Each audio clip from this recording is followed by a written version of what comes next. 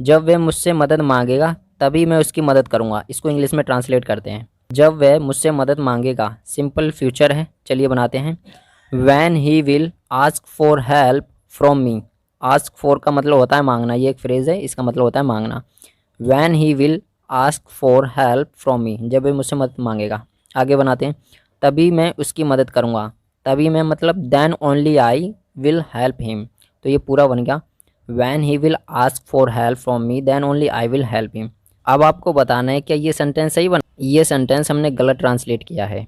पहले इसको सही कर लेते हैं और फिर देखते हैं ये गलत क्यों हुआ। पहले इसको सही कर लेते हैं।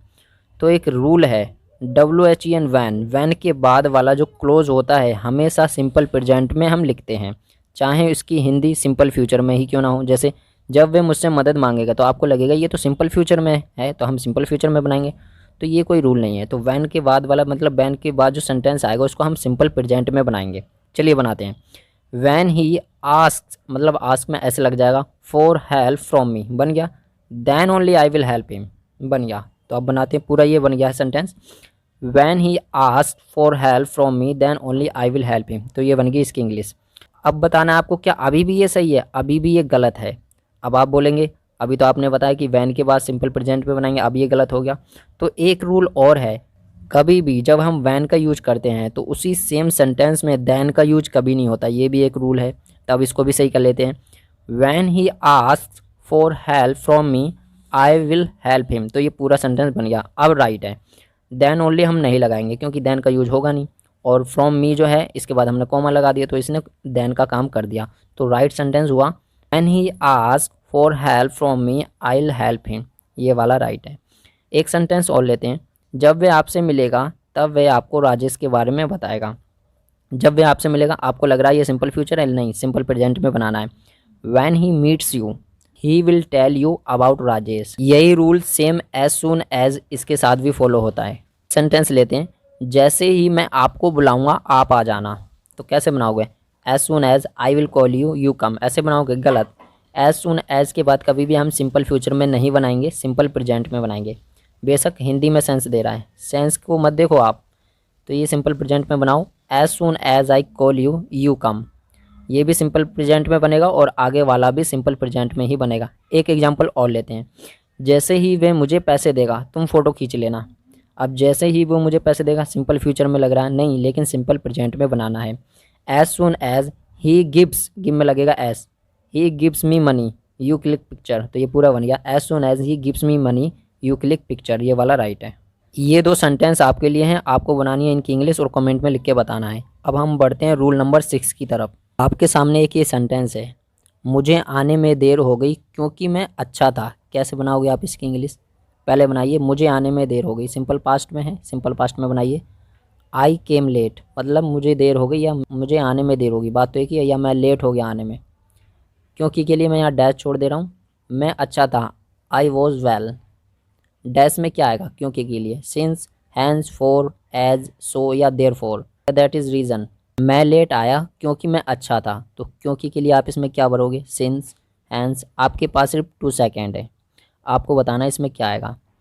वीडियो को आपको पॉज कर लेना है, आंसर अपना कमेंट में लिख के बताना है। चलिए मैं आपको बताता हूँ, इसमें से एक भी आंसर नहीं आएगा। तो पहले मैं आंसर बता देता हूँ क्या आएगा, उसके बाद करेंगे कि इनमें से क्यों नहीं आया। तो इसमें आंसर आएगा ऑल दो या फिर दो। सेंस देखिए, आई केम लेट, मैं लेट आया, हालांकि मैं अच्छा था, ये है हालांकि, यद्यपि या क्योंकि। तो इसमें ऑल दो या दो आएगा, इन दोनों में से कोई एक आपको भरना है। अब आप सोचेंगे यही क्यों आया, मीनिंग तो दे रहा क्योंकि, आपको हिंदी में नहीं देखना क्योंकि दे रहा है तो सेंस भर देना है, आपको सेंस को समझना पड़ेगा। इसमें सेंस क्या दे रहा है, आई केम लेट, मैं लेट आया, ऑल दो या फिर दो, आई वॉज वेल, क्योंकि मैं अच्छा था।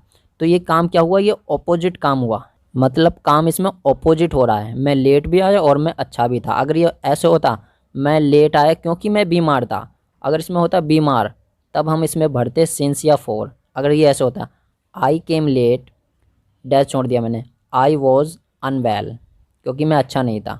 अब इसमें आप भर सकते हो बिकॉज, एज या सो या देयर फॉर, कुछ भी भर सकते हो।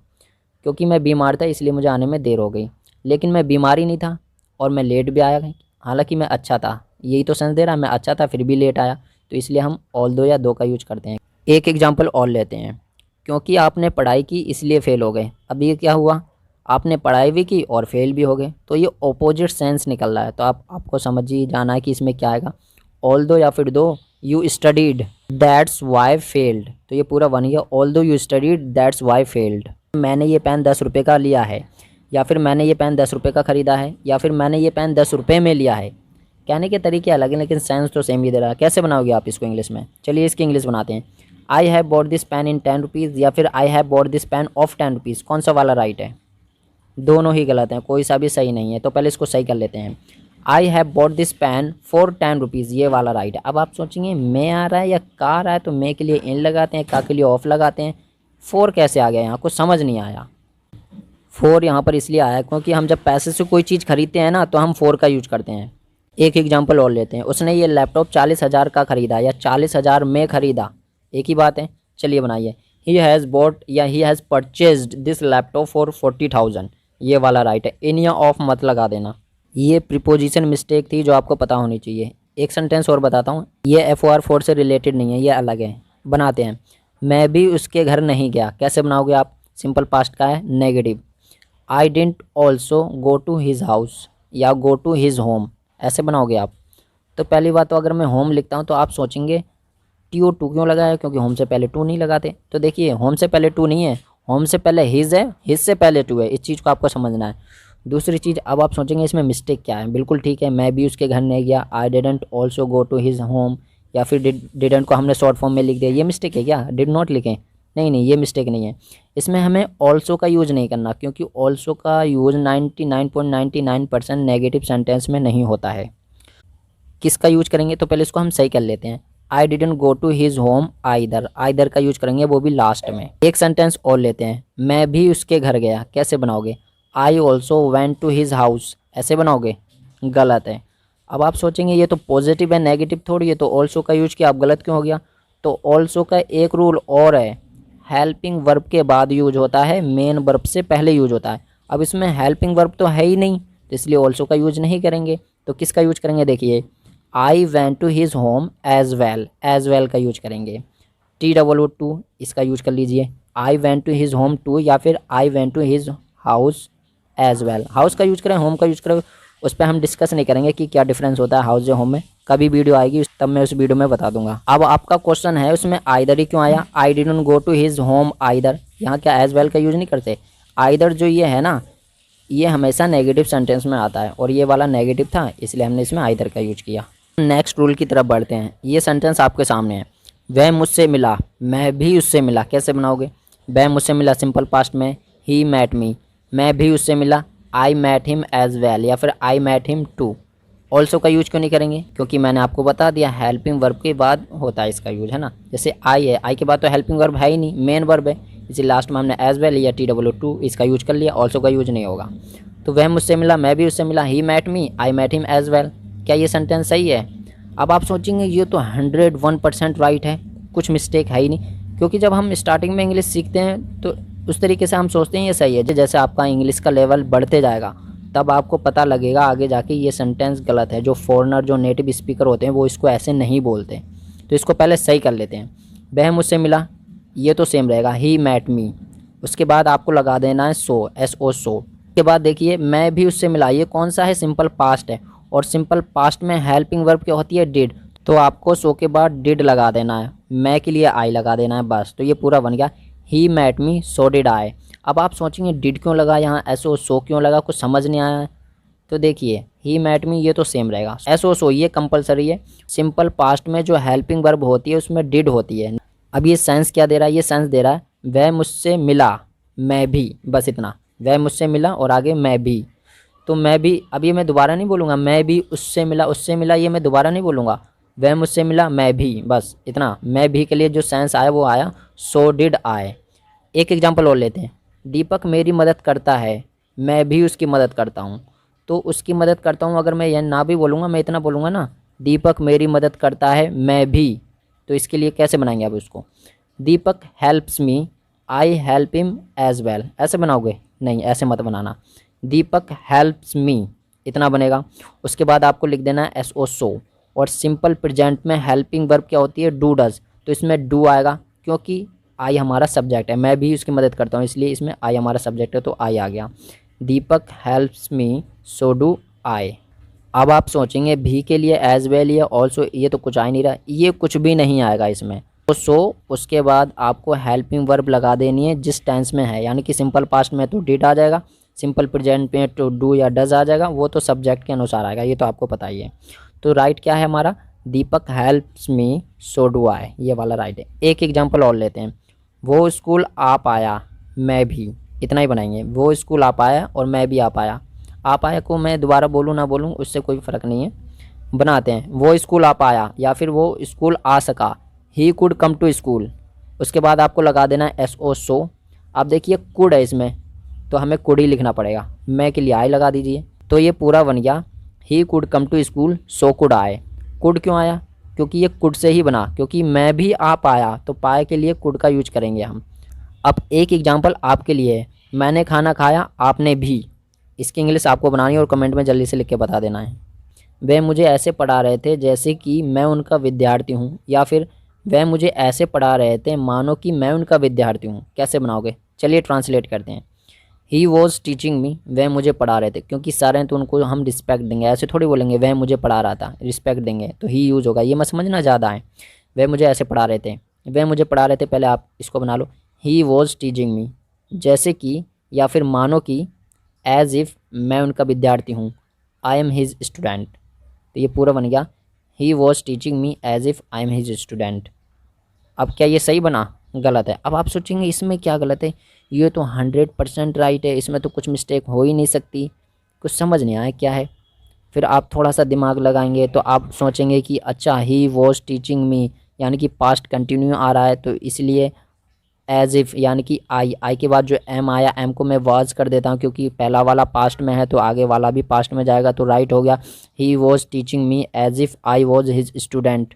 क्योंकि मैंने आपको पिछली वीडियो में बताया था पहला जो सेंटेंस होता है वो जिस टेंस में बनता है आगे वाला भी हम उसको उसी टेंस में बनाते हैं, बताया था। तो आप सोचेंगे आई के साथ यहाँ पर वॉज आ जाएगा तो ये हमारा राइट हो गया, ये नहीं गलत। पहले इसको हम सही कर लेते हैं और फिर बताते हैं ये गलत क्यों बना, पहले इसको सही कर लेते हैं। He was teaching me as if I were his student.